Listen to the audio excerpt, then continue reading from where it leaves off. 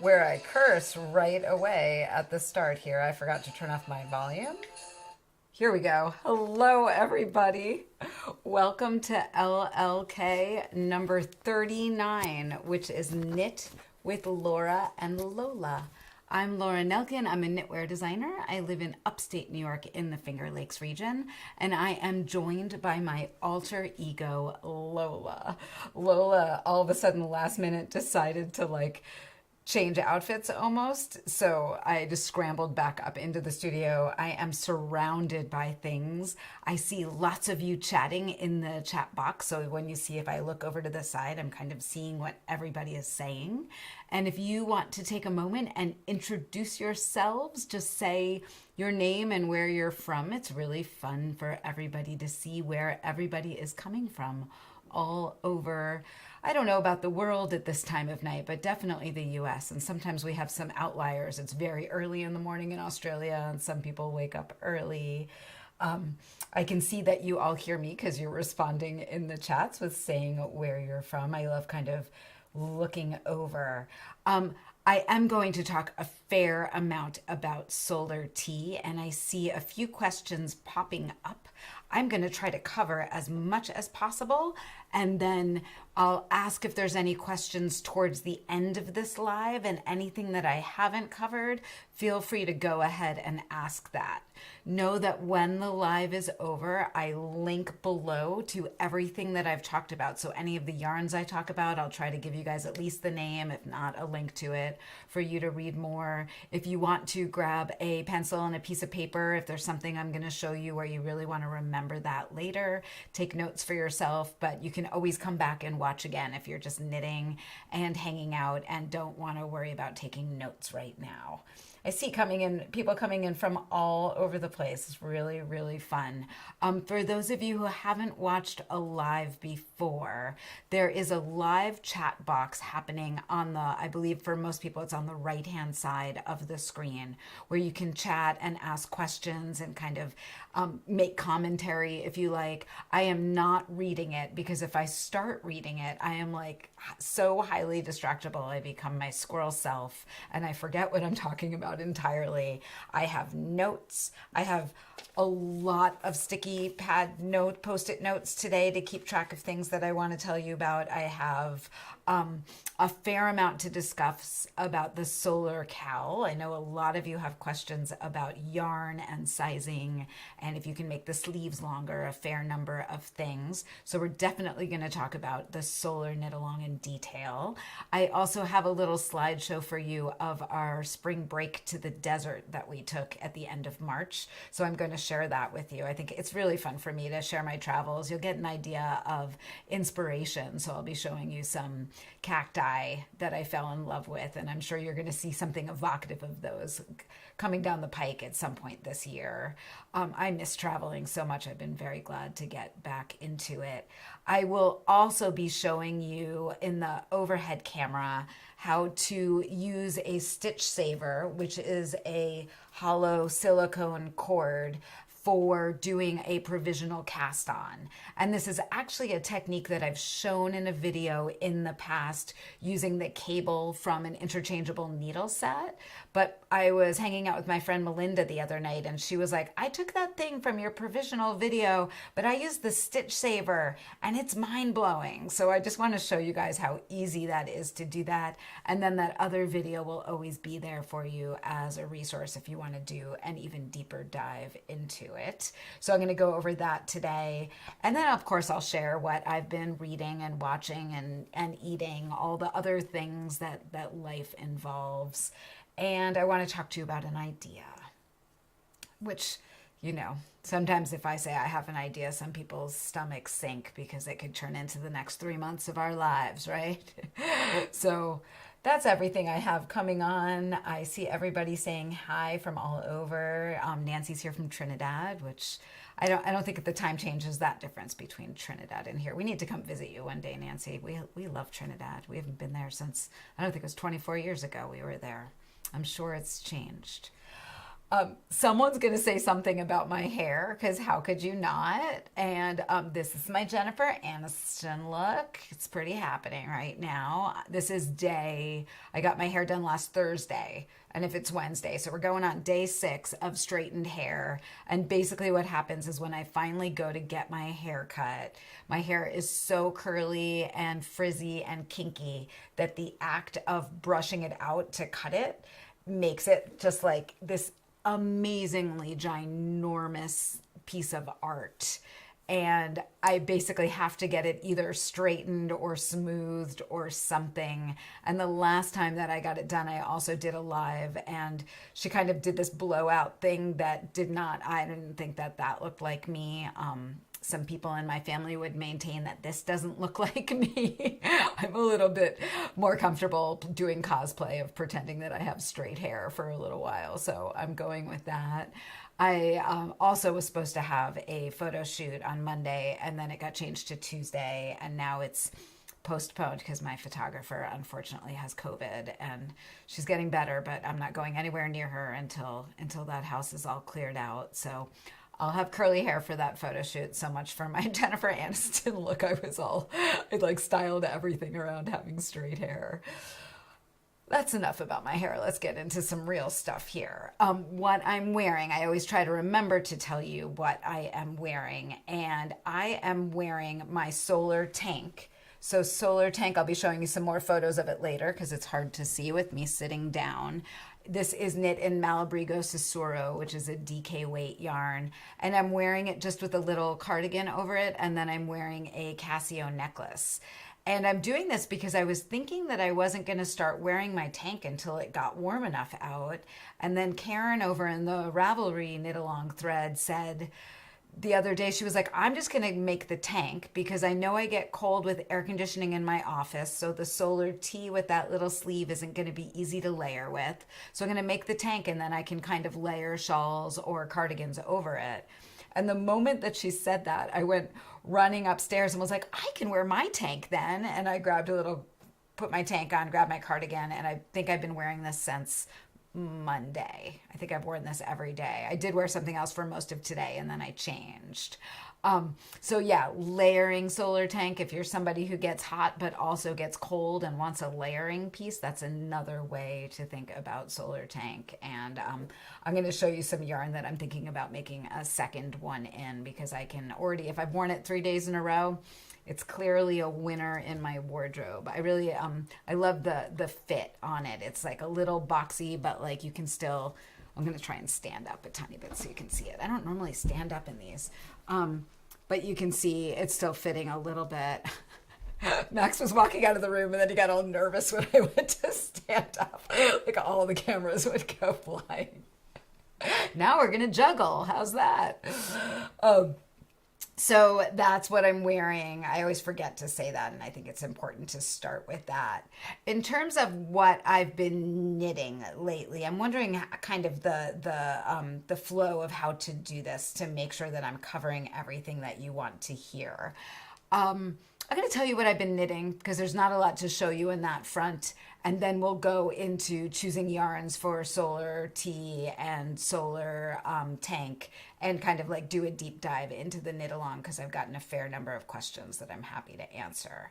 So knitting lately, I am so deeply obsessed with the Lola's Choice May design. Lola's Choice is my small knitted kit club. This is like, I feel like we should have something come over the screen that says, you are now going to be teased. I'm teasing you right now. So the design for Lola's Choice May kit, I have made no less than 12 of. There's a hint there because if I've made 12 of them, it's clearly not a 1,000-yard shawl, right? I've made a lot of them.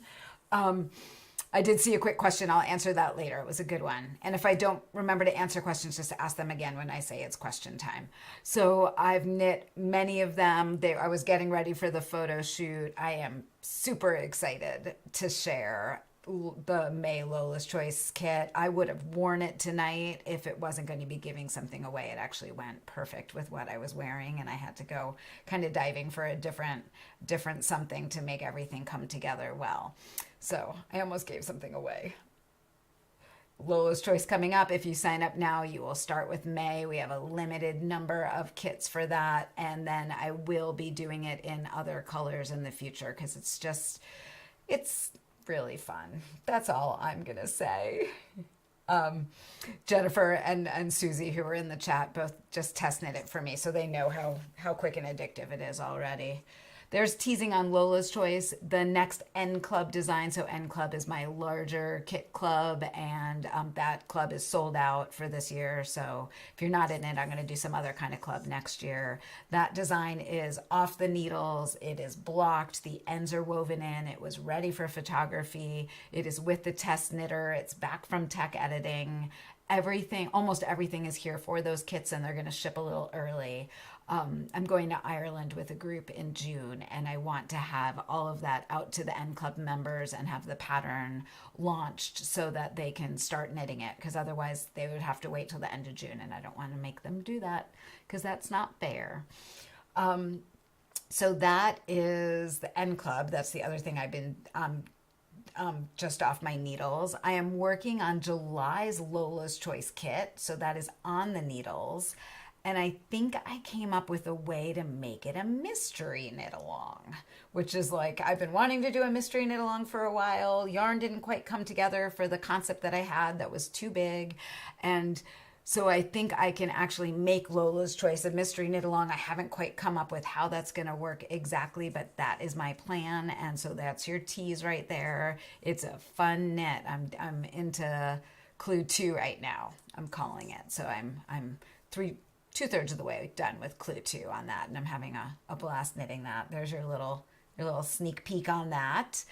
And as soon as that is done and I get my taxes done, I am going to go back to Lake Hug and rip it back and do the math.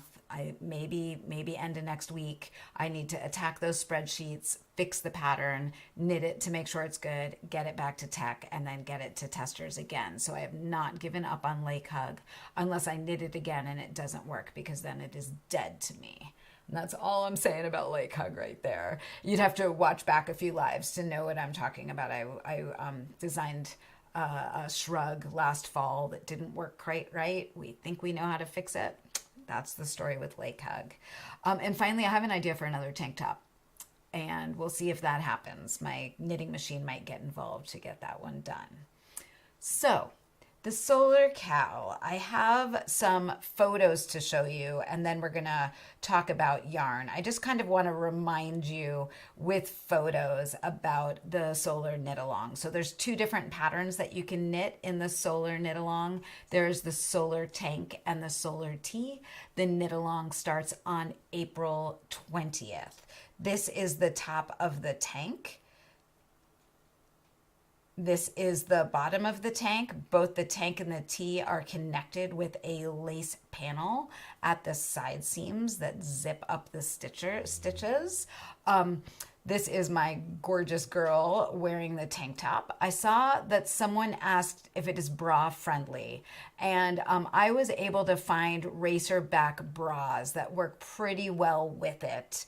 And so that's what I wear with it. They do show a little bit, like you can see on that front photo, it shows a little bit on the side, but it blends in pretty well. And it's kind of like a tank top bra that works beautifully. And then there is the solar tee. That is me wearing the size 3. It's more of a tunic length, and it's got this lovely drape to it. And there is that fluttery lace sleeve that happens on the solar tee. And then there's Natasha wearing the exact same size, but she is much taller than me. So you can see that it looks a little bit more cropped on Natasha. I love Natasha's curls too. They're amazing. I just saw somebody said that in the chat. I wanted to show you some of the testers projects. These are all listed on Ravelry. So anything that I say to you about these, if you want to read more about them and their modifications, those are on Ravelry. So on the left is Sue. She's got the ocean behind her. She lives in Southern California. Sue is a dear friend. And she is wearing a size 5, and she used LLK rustic silk, which is a fingering weight yarn. You can see that her sleeves have great drape. I think she had a wonderful time knitting with it. The color is really interesting on it. So that LLK rustic silk is one great idea for a yarn for solar tea. On the right, that is Sarah's sleeve. And the reason I wanted to show the sleeve photo from Sarah is you could also see the drape with it. And this is Shibui Cone, which is a 70% linen, 30% silk. So it's similar to the yarn that I used for solar tea. The one I used was 65 linen, 35 silk. I think now I'm going to doubt myself. She goes, yep, 65 silk, 35 linen. So the one I used is more silk and this is more linen. Sorry, I like to make sure I'm doing that correctly. And that's a light fingering weight yarn, and that is from Shibui. So that is another great option for a yarn. Then on the left here, Carol knit this for her, I believe that's her daughter-in-law, not her daughter. I'm sorry if I'm getting that wrong, Carol, forgive me. And this is Quince and Company Turn, which is a wool and silk fingering weight. And you can see on that, I believe that she's wearing a size 1, so it has a little bit of negative ease. And the reason that I put these two photos next to each other, I'm going to cover in a second, that is Mary on the right side, and Mary is wearing hers in a DK weight yarn that's Barocco Modern, which is it's a cotton blend, and that is a size 7 that she's wearing, and she knit that on US size 6 needles. But what I think is really interesting about these two photos is looking at the sleeve shape. And you can see on Carol's that the shoulder is what makes up the sleeve in solar tea. So because the shoulder on the size 1 is smaller, I'm going to actually I want you to be able to see that. I'll come back to me in a second. Because the shoulder is smaller on the one that Carol knit, that sleeve is sticking out a little bit in the Quince & Co. But for Mary, because she made a larger size, that shoulder is much wider on the larger sizes, so it creates more of a sleeve. So you would want to go up a size if you want a longer sleeve, but also you might not be able to get a longer sleeve if you have small shoulders like I do. I wouldn't be able to really size myself up to get that longer sleeve. So there really isn't a way to kind of like add length to the sleeves in solar tea, and I know that that's a question that I've gotten a lot, and I felt like these photos were going to kind of help workshop that concept a little bit. Susan said it's her granddaughter-in-law. Thank you, Susan. I didn't want to get that right. I feel like I should know these things for sure. So other yarns that you can use for solar tea, that was 4 I just showed you right there that are great possibilities. I have a whole pile here of other choices. So this is the yarn that I use. The same base is from Essence of Autumn and Sweet Georgia. Essence of Autumn, it's called Silky Linen, and from Sweet Georgia, it's Flaxen Silk Fine. It turns out that there is also another company that dyes that same base that is based in the US, and that is called Yarn Love, and the yarn name is Princess Buttercup Fingering. I really, really am dying to know the reason for that name, and I do not know. It's killing me. So Yarn Love, Princess Buttercup Fingering, exact same base. So if you want to use that same base, and I know I sold out in my shop very quickly, that is another resource for some of that. I see some people are like, oh, I actually have that in my stash. Another yarn that I saw somebody post tonight is Miss Babs Damask, which is another silk linen that's a fingering weight, not a light fingering weight. It's still going to have great drape for solar tea, and I think that Miss Babs has lots of that in stock. So that's another great option. That Shibui Cone, I'm going to say again, because I do think that that is a great choice. Again, that's more linen than silk. Linen can be a little bit more challenging to knit with because it's hard, but it makes a fabric that wears stunningly. So it's worth the extra effort. Another choice is Quince and Company Sparrow, which is 100% linen. And then one of my favorite yarns, which I was embarrassed, I grabbed a bunch of skeins to show you of other options, and I couldn't believe I don't have a skein of Fiber Company Meadow in my stash, because I have knit so many things with Fiber Company Meadow over the years. And in fact, if I'm going to knit another tank for myself, I think that that is a big contender to use Meadow for that. Another choice for the tank, because you don't need to use a lighter weight yarn, is you could use Carol Feller's Nua, which is another one of my favorite yarns. So that is another choice. Other options, I just did a stash dive. Like, I have bins that are sorted by weight in my office. I found Lino by BC Garn. This is 100% linen. So again, it's quite hard on the skein, but it will create a fabric that will wear for a very long time, but your hands might get tired knitting it. I'm going to put these all underneath the camera, and then when I go to turn the overhead camera on, you'll be able to see them all. Another choice, if you wanted to knit your tee out of wool, I just got this yarn, and it's by Bishes and Bushes. I believe I'm saying that right. Not, I always want to say that wrong, like inappropriately, but I'm not going to. And this is Le Petite Lamb's Wool. And it's got 50 grams to 270 yards, so it's a great light fingering weight. It's got a really, really nice loose twist on it, which you'll see when I hold it underneath the camera. And that is another great option.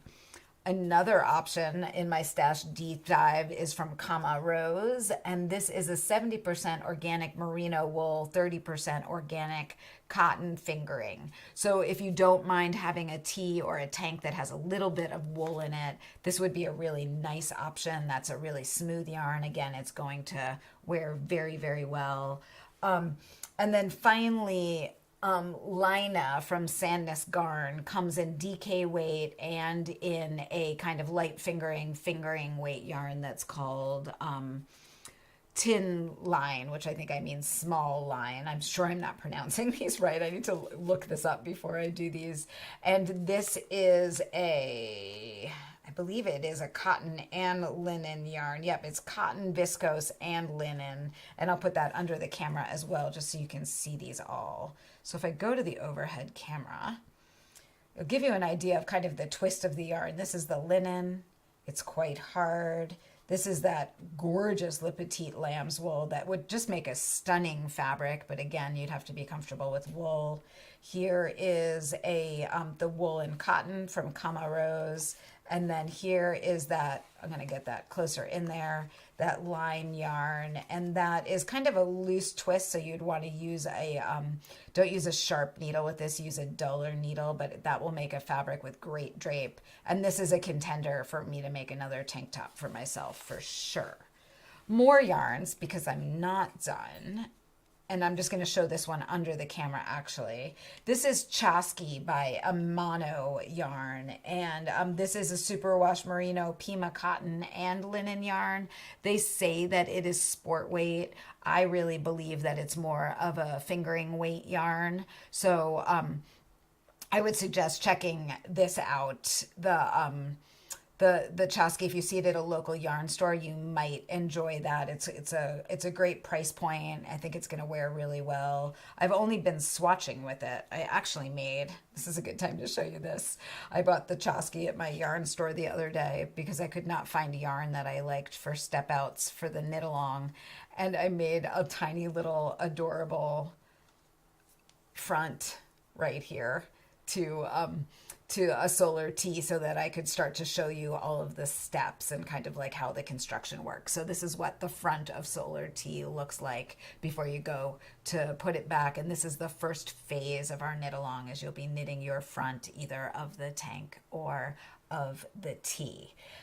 If you don't know what I'm talking about the knit along, I know I kind of like jumped right into it because I shot a whole other video that explains the knit along in detail, and I didn't want to bore those of you who've already watched that video. That's right on my YouTube channel. If you just search like Lauren Elkin YouTube, it'll come right up. And less than 20 minutes, I'll explain to you the construction of solar tee, what yarns I used, what size you should be knitting, a bunch about the construction. And I think that that'll be helpful if what I'm saying is like, what is going on? Isn't it adorable? Everybody's like, it's so cute. I can't wait. I'm going to try to make like the whole little sweater and then I made my daughter a doll Nina that's like up in the closet somewhere. I have a good feeling that it's going to fit Nina. And if not, we're going to do some modifications to make it work on her.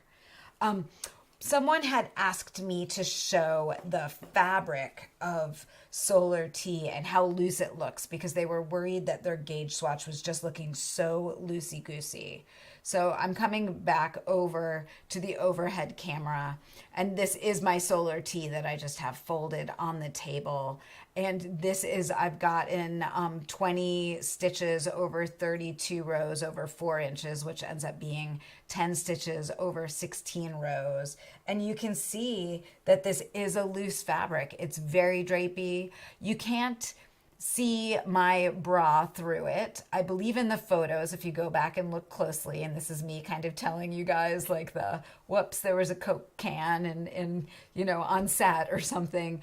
Natasha was wearing a black bra in the photos that we took on her. So when I look at those photos of Natasha, I can just see the halo of her black bra, but I was wearing a nude bra in those photos and it does not show through at all. So depending on what color tee you might make, you might decide to like choose a bra to wear under it that blends well, but I wouldn't worry too much about it being that sheer of fabric because you really can't tell. I've been wearing it a lot and I haven't had any like cat calls or whistles, but maybe that's because I'm 52 now and there's not so much cat calling and whistling in my life.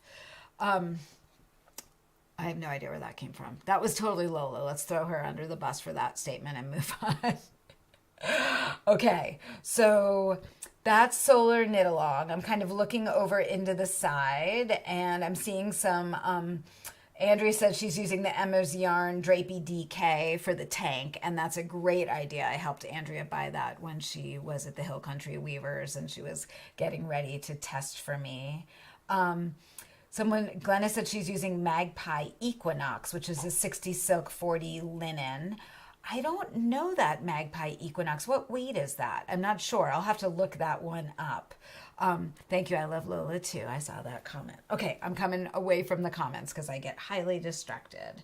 I did knit up already a little swatch in that time in the Lynn yarn for a tank, and I got gauge right away on US size 4s, which would mean like choosing one needle size up from what's in the pattern. And I think that is going to be great for me. We will see. I haven't ordered it yet because I've got a lot on my plate. Jen is using Fiber Company Meadow. When she suggested that, I was like, score, use that. So the next thing that I want to show you is how to, I want to see if my mic is on my tank or on my sweater because I'm hot. Oh, I can do it. Okay, nice. Here she goes. Coming in, guys. I want to show you how to use the stitch savers for doing the provisional cast on. And I've got that all ready to go over here. And I'm going to give you an idea of what it's going to look like when it's done. And then I'll show you how I do it. So let's go to the overhead camera. And this is an example of getting ready to work a turned hem. So I had made this for the Solar Tee knit along videos. And then it was just like such a, this is not a striptease, you guys. I'm still wearing clothing. Really gives you an idea of what the turned hem looks like before you go to work it together like that. And what's going on is the pattern is written for a provisional cast on at the bottom before you go to work the first rows for the turned hem. And I went out with my friend Melinda for drinks last week, who is in the N Club, and she had gotten some of the stitch savers in the N Club.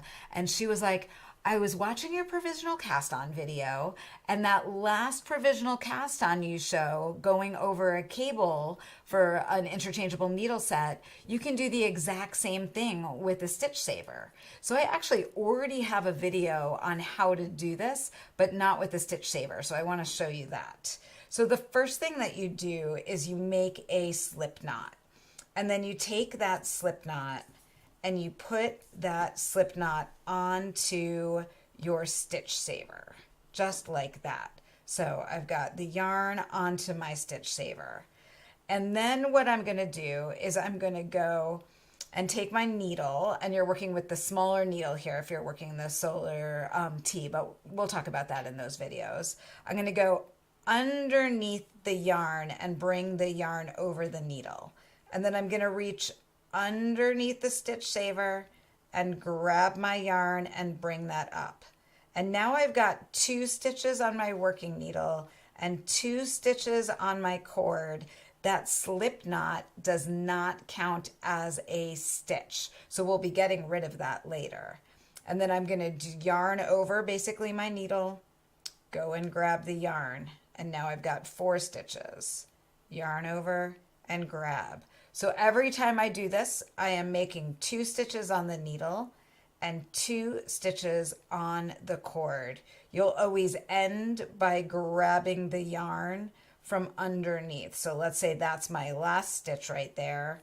Then you would turn your work and begin to work with the next row in the pattern.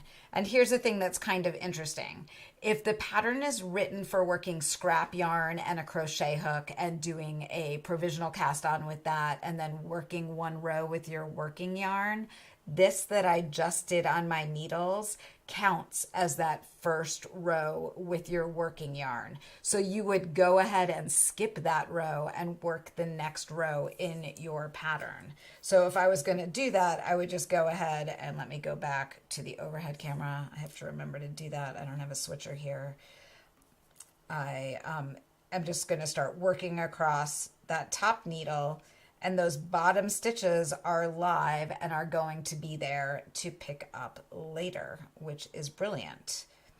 Remember when you get to the end that you will just slide that extra stitch off that you started with. That's just a holder to lock your yarn in place to get you going. So when I get to that last stitch, I'll just be sliding that off at the end. So let's talk about what happens here, and I can do that over on my other swatch. Let's say I did my whole turned hem. This is a big turned hem. You can see that what I did with the end of the stitch saver so that it did not fall out is I just grabbed an extra tapestry needle and stuck it through both ends to kind of protect it. And then you can just pull that tapestry needle out. And if your pattern says put your provisional stitches onto a needle, then I'm just going to take a needle. I'm going to take that hollow stitch saver. It's a silicone tubing. And then I am going to slide the needle right on. And then I can take that tube off and I am ready to go, which is just so fast and easy. Again, if you have an interchangeable needle set and you have extra needle tips, you can just be using an extra cord to do the same thing from your interchangeable needle set and then put your needles on and do the exact same thing. So this is just another hack for a technique that I've shown in the past. I'm really obsessed with these stitch savers. I just keep finding ways of putting things on and taking them off. You saw that little mini that I had. I totally had that on a piece of stitch saver. I just like them because they don't pull out as easily, and they're really inexpensive and somewhat firm. So I'll give you guys links when this is over for purchasing them if you want to purchase them in a tin. There's a few places that carry them like that. And then I also have a link for you that is an Amazon link that is for a giant spool of it. So if you want 52 feet of, I think it's 52 feet, not 52 yards, 52 feet of hollow silicone tubing. The 2mm is great when you're working with smaller gauges and smaller size needles. And then you could go up to the 3mm or the 4mm if you want it for working with projects that use larger needle sizes, because this is pretty small for working with projects. If you're working like a US 8 or a US 10, you might want a bigger silicone cord for that. So I'll be doing that when this is over. So that is how you use a stitch saver for a provisional cast on. And I'm going to go into what I'm reading, eating, all of those things. I just, my computer got sad, so I just woke it back up to see all of your chatter, and I see that people are pretty excited about that, which is great. Books. I am still listening to The Lincoln Highway by Amor Towles. And when I walked with my friend this morning, and it's not like me to still be listening to a book. I've been listening to it since February, since I went to Finland. And I think I finally understood this morning why it's taking me forever to get through it. I do really like it. And the story is well done. It's very interesting. It's intriguing. It actually has to do with the reading of the book. And I wish that I had read it instead of listened to it. I think what's happening is there's so many different characters that are being read aloud, that have a voice in Lincoln Highway, and the narrator, I'm having a hard time telling who is speaking. So if I stop listening in the middle, or like I fall asleep when I'm traveling, or I get distracted by like a phone call or a work thing, when I pick it back up, I have no idea who's talking. Like I don't know which character we're on, and it takes me a bit to get back into it. And then I end up kind of like spacing out a little bit. So I wish that there was more differentiation between the character voices, or they had used different actors for that, because I think that would have really helped me like connect with the characters more and maybe make it all the way through the book. I'm not giving up on it, but I might switch over to reading it to finish it. What I do have queued up to read in honor of my trip to, listen to in honor of my trip to Ireland in June is Say Nothing by Patrick Radden. And that's a true story, Radden Keefe. And it's a true story of murder and memory in Northern Ireland. So it is about the Troubles in Northern Ireland. It's not really historical fiction. It's more of a memoir. Has gotten incredible reviews. Reading through the reviews, it was kind of like, if you're going to Northern Ireland, this is a must read. So I'm must reading it, and I'm asking everybody who's coming on the trip with me if they want to read it as well, and then we can like hit a pub one night and talk about it and have like a little mini knitting book group, which just sounds like heaven to me. I love a good knitting book group. I did want to say that in that June trip, I have exactly one spot left. We had somebody have to back out because of medical reasons, which, of course, we planned this trip 2 years ago. I understand that things come up. And because she backed out, we have one spot. It is June 8th through 19th. So if anybody happens to be free then, you got to be vaccinated. You have to be ready for international travel. Ireland has a 95% vaccination rate, which I feel very good about going there. And we have an incredible itinerary. I'll link to it below, or just shoot me an email if you're interested. There is a blog post with most of the itinerary in it. The only thing that's different is that Woolen got canceled, and we're ending up doing this kind of like mini Woolen weekend with 2 or 3 other tour groups. So there's going to be like 100 of us coming together, and there's going to be a mini marketplace, and I'm going to teach, and then a few other teachers from Ireland are going to teach. We're just kind of like get to be together with a bigger group, but not have it be like thousands of people from all over the world descending on Ireland.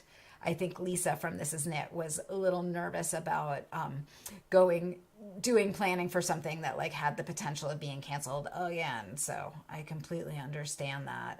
I'm really glad we came up with a fun way of doing it. I do have another trip to Ireland planned for September 13th through 22nd, and I'll be releasing that again after I get my taxes done.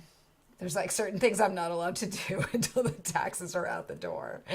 I like to put those off to the last minute. And for reading books, on my personal Facebook page, I didn't have anything to read, and I kind of just asked for some light, easy reading, because it turns out that the book that I was reading about Winston Churchill, The Splendid and the Vile, is not my style of nighttime reading, and I needed something much lighter. And so I started reading The Personal Librarian by Marie Benedict, and it's about Belle de Costa, who was J.P. Morgan's personal librarian in the, I guess it was like the teens and 20s. And she was actually a Black woman who was passing as white to become J.P. Morgan's librarian. And she was like a shrewd dealer. She was an art historian. I am so deeply engrossed in this book. It's historical fiction, so it's pulling on a true story, and then there's certainly a fair amount of storytelling involved in there, but I'm very much enjoying it, and I would like to thank Mo Barger for suggesting that on Facebook. It was the first book that came up. I read it right away. I see somebody says that Maureen says she has another book coming up, so I'm all in. I love finding a new author. So I am reading that, and then I have something else queued up. I just can't remember the name of it right now when that is done. In terms of watching, we all like to talk about what we've been watching while we knit, while I knit all 12 of those Lola's Choice projects.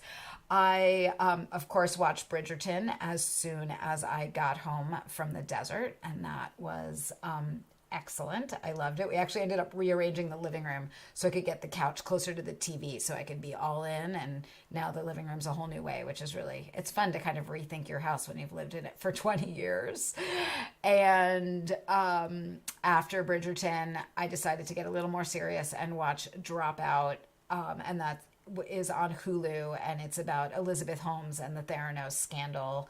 And if you haven't watched that, Amanda Seyfried plays the main character, plays Elizabeth Holmes in it, and she is superb. The acting is great and intense. There's a lot of like really, really close-ups, like a lot of emotion, and the story is insane, and she's like a little crazy. The fact that this thing never worked, and she just wanted to believe in what she was doing so much, or maybe hoping it was, I have no idea if it was really a scam, or she hoped it was just all of a sudden going to work one day and everything was going to be okay, like some giant Hail Mary. So when I finished Dropout, when we were in the Southwest, my uncle who lives in Tucson is a retired doctor, and he suggested that we all watch Dope Sick, which is also on Hulu, and it is about the oxycodone scandal. And so I just finished that today while I was folding laundry. The glorious life I live. And I also, that was sad and real and an honest look at the lives of people who were affected by addiction because of being prescribed oxycodone. So if you haven't watched that, I would suggest that one as well. I haven't shown you the photos from our trip. I feel like I could have almost forgotten. I just saw that someone said that Amanda Seyfried's a knitter, and she is a knitter, so we love her even more. She's a phenomenal actress, and she knits, which we gotta love that. So I want to show you photos from our trip that we took in March. And Max is in the room, and I'm going to say this anyway. I will say that in February, I went to Finland, and that was the trip of a lifetime, and I'm so glad I got to do it. And then in March, I went down to Florida to help my parents for a long weekend. And then at the end of March, it was Bella's spring break, and Bella and Max had not done anything in a very, very long time. And so we all decided to go on a trip together, and Bella asked if we could go somewhere domestically, partially because since she's in school, if something happened with COVID and she couldn't get back into the States, she would miss out on classes. So we were like, where are we going domestically that is new for us or somewhat new?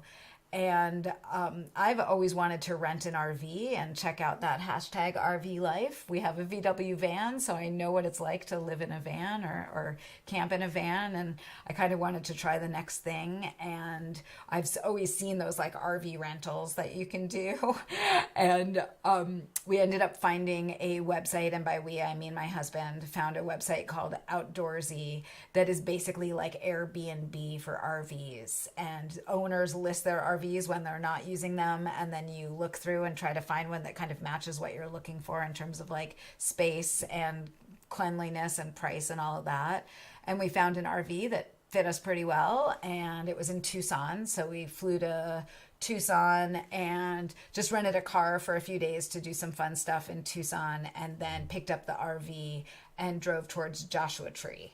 So I'm going to just show you some photos from that whole trip. It was a quick week. We went to 3 deserts. We went to the Sonoran Desert, the Colorado Desert, and the Mojave, thank you. I almost had them all. So 3 deserts, and they were all very different. And we started in the Sonoran Desert, which is where Saguaro National Park is. And this is a view from like the southern edge of the Desert Museum. So we decided to go to the Desert Museum, which is outside of Tucson, on the first day to kind of just like get an idea of what the landscape was like, learn the names of the cactuses. And it actually even rained when we were there, which you can see in the distance on the mountains. And I guess it rains very, very seldom there, but it rained for us. I felt like we brought it with us, and it was pretty great. The saguaros are huge. They're amazing and tall. One of the things that the Desert Museum had that I highly suggest you go to at some point if you can is a cactus garden. I'm going to go out on a limb and say that somebody might be watering this sometimes, because the colors and the quality of the cacti in this garden, they didn't seem starved for water. They seemed pretty happy. So it was stunning. I could have just stayed in there all day. I think I took so many pictures that first day that getting through them to choose ones to show you was hard. This is my favorite cactus. This is actually not a hand knitted sock cactus. Lola, my alter ego, saw something even less appropriate than a hand knitted sock that I'm sure many of you are seeing right now. I believe it's called like a rainbow hedgehog cactus. And I wish I could find them to grow in my house because they're just so freaking cool looking. And I got up close so you could see like what was happening with all those tiny little spines, but they're all striped like self-striping sock yarn. Like what knitter would not love these cacti? This photo to the right, I believe that's called a barrel cactus. I called them boob cactuses because I'm super mature. And then on the left, there's actually a hummingbird right by Max's left foot. So kind of in between his 2 feet. If you look right in between them, you can see the hummingbird. It was phenomenal. It was, I just saw one comment that got deleted because YouTube said you're not allowed to use that word, Karen. So you guys use different words for that word, and then your comment will show up. It was just stunning. It was absolutely gorgeous. And this photo in particular, I wanted to show you because that saguaro right there looks like the increases of a shawl. Right? Like if you look closely at those lines, you can almost see where there's one line coming up from the bottom and then it splits into 2 lines and then those lines come up and then another line splits. And it reminds me a lot of the edging I did on the bottom of Mythica with the brioche at the bottom of Mythica. But I was kind of like just completely geeking out about the math in the cacti. Absolutely stunning. This is a choyo. Is that how you say it, Max? Choyo? Yep. This is a dead choyo. So I didn't get actually very many pictures of the choyo before while they were still alive, but this is like the skeleton of a choyo. And I was like, you guys, it looks like cat's eye lace, the lace that I used in the market bag last year. And I've used that lace in Finger Lake and a few different projects. I love cat's eye lace. And, I actually went on Ravelry to be like, I'm designing something named Choyo and I'm using this picture as my inspiration. And I think there were already like 2 designs that were already completely inspired by this cactus, or this dead cactus, if you will. But I just wanted to show that to you. So inspiration was everywhere. And then when we left Tucson, that's our little RV. And the first night we started driving towards Joshua Tree and we got to Quartzsite. And we ended up just parking on some BLM land, which is like Bureau of Land Management land. It is free to camp on. If you have an RV and you have a toilet, that is pretty helpful. And so right as the sun was setting, we kind of found an area of the land. We were kind of near the highway, but the highway became this like listening to the ocean almost. It wasn't obnoxious at all. And we had a great night's sleep there. And it meant that the next day I'm just going to come back here for a second. We were in Quartzsite, and I don't have any photos of this because I posted videos on social media, but I found Quartzsite is known for like its yearly gem and mineral show in January and February. So we were there after it was over, but there were still a few people left. And I found a vintage bead seller who had bought like the whole estate from a jewelry designer in New York City. And there were just like glass check beads like you would not believe. And everything was $1 a strand. And Belle and I got like a big bag of stuff for $14. And I really wish I bought more, but I also have not done anything with what I bought yet. I bought really pretty beads to make my mom and I matching necklaces. So I'm excited about doing that at some point. And when I finally, eventually, if I ever make them, I promise to show them to you. If I go back to those pictures, there was also rock shopping in Quartzsite, so there were still some rock dealers set up. We bought some geodes that are on the left-hand side, and then I bought some azurite from the Bluebird mine because it was just so cool. And I think Bella bought a piece of quartz, and she's actually coming home later tonight, and she's bringing the geodes with her because she had more room in her suitcase, and we're going to crack them open this weekend. So it's going to be like a good way of kind of extending the memories. And then when we left Quartzsite, we went towards Joshua Tree. We ended up camping in the Coachella Valley because we could not get any campsites up at Joshua Tree because the Joshua trees were in bloom, which was absolutely amazing. And when we planned this, we never knew that they were going to be in bloom at that time, but it made sense once we realized the desert was in bloom that every campsite was full. This is where we stayed at Joshua Tree. It's where I did a bunch of the photos for Solar Tea and Solar Tank. We found like the hippiest hip camp ever in the history of hip camps. If you don't know what hip camp is, it's basically like Airbnb for campsites and people who have land or maybe like an extra toilet on their land kind of set up places for people to camp. And it's great when you're in an area where the camping sells out really quickly. That's kind of like close to where you want to be. So we were in the Coachella Valley and basically right on top of the San Andreas Fault.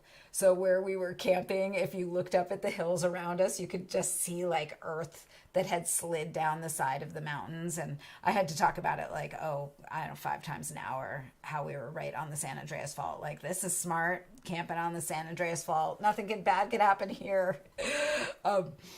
So the camp itself was fun. They were old hippie artists, and there was just stuff to look at everywhere that was so intriguing. So the last night, Bella's wearing Solar Tea. We had just finished the photo shoot, and we found that they had a giant tortoise that they were like caretaking behind that fence. So we actually went in there with sandals on, which we learned was really, really dumb after the fact because your toes are yummy to them. When we left the hip camp, we drove south to the Salton Sea, which I had never heard about before. And I just saw this. So Karen said, I love hearing a New Yorker's view of California. It's gorgeous, Karen. Don't get me wrong. Staying right on a earthquake line made me nervous. The Salton Sea is a pretty interesting sea that was actually man-made by mistake when the Colorado River was being dammed in the 1920s or late teens. There was a leak, and the leak was so big that it created like hundreds of acres of sea before they were able to like get that leak under control. It used to be a big recreation area for people who lived in California and Nevada, would go there and like boat and swim. But over the years, because it does not have a fresh water source, it has gotten saltier and saltier and saltier. So the beach, which looks like a white sand beach, is actually mostly made up of like fish bones and bird bones and animals that have like perished either due to the salinity or their lifespan being over. And so we started kind of like finding bones as we were walking around. It was super hot. We didn't end up staying that long. But that one bone on the top of Max's hand actually still had its hinge. We think it was the jawbone for the mouth, and it still hinged, which was really cool. It was absolutely gorgeous there, but kind of eerie, little sulfury. People were camping there, but it was very hot. And then we drove back towards Tucson so that we could fly out the next day. And we were able to score a campsite right next to Saguaro National Park at like a county park that was right there, right next to the Desert Museum. And we pulled in right at sunsets. There were saguaros just like surrounding the RV. And there was a cactus. Like you can see the RV door on the left-hand photo.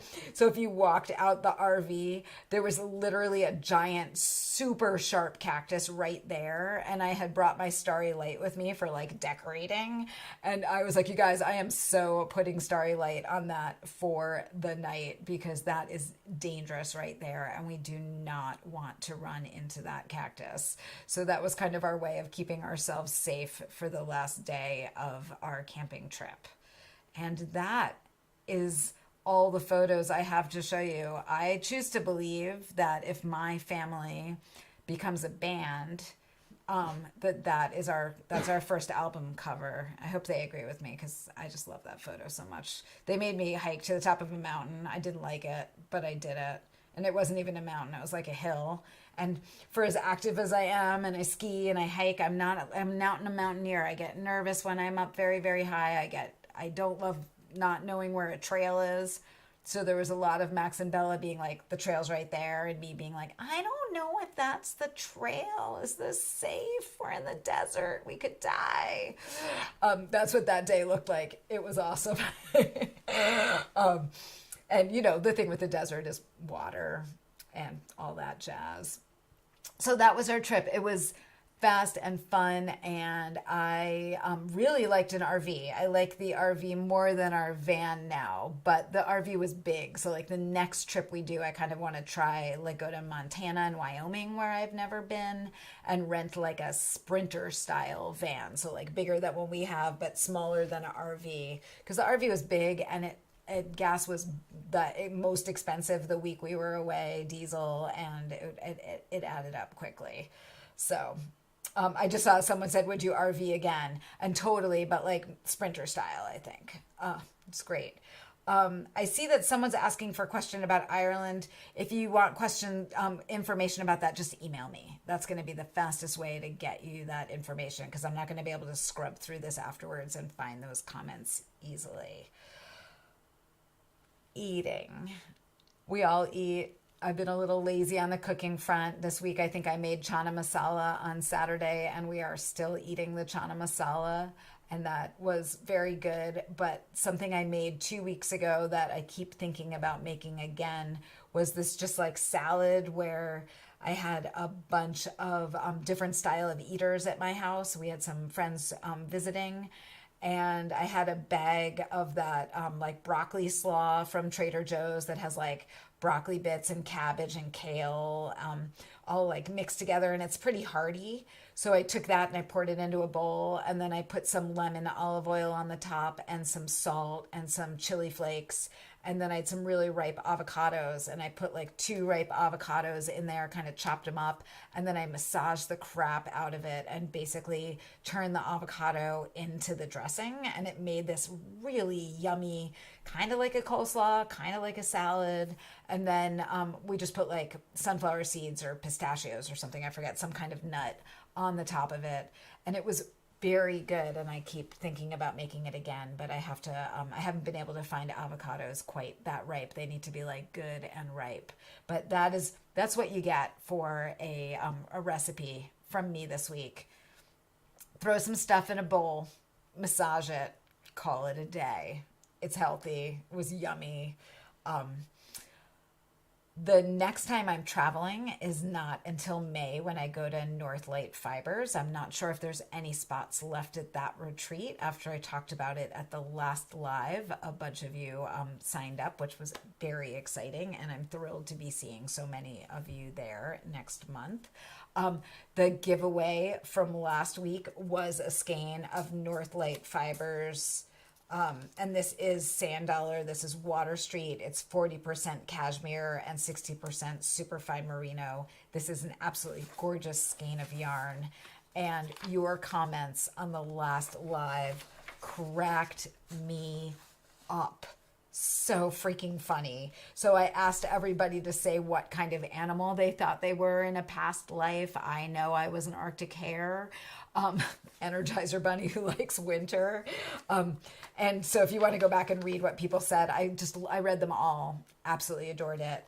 And the winner of this skein is Gina Hills. And she said, I think I might have been a nightingale in my past life. I'm a singer, and I remember my trip to Prague as a 20-something to sing with my choir, walking across the St. Charles Bridge and stopping dead in my tracks when hearing the song of a nightingale for the first time. It took my breath away. Beauty still does that to me. So, I mean, that's just a beautiful comment. Some comments were funny and like, spitting my coffee on the screen. And congratulations, Gina. Get in touch with me and I will get your skein of yarn to you right away. Someone said okay, we're all good.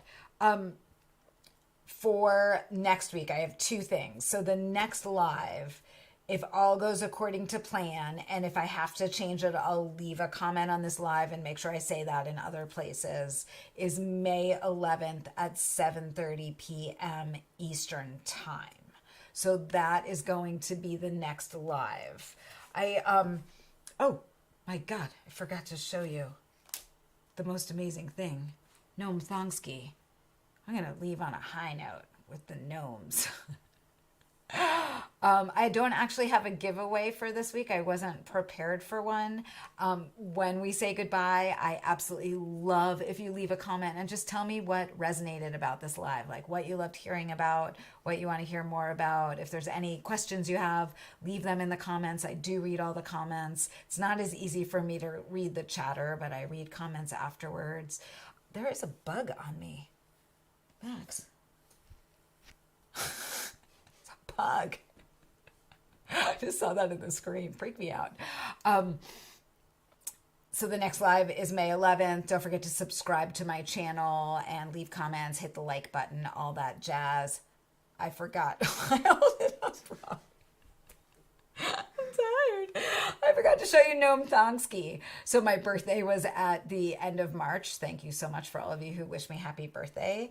And my friend Jen, who is also the moderator in my Ravelry group and does a lot of testing for Lola's Choice for me, knit me this very special gnome, and his name or her name, their name is Gnome Thongski, and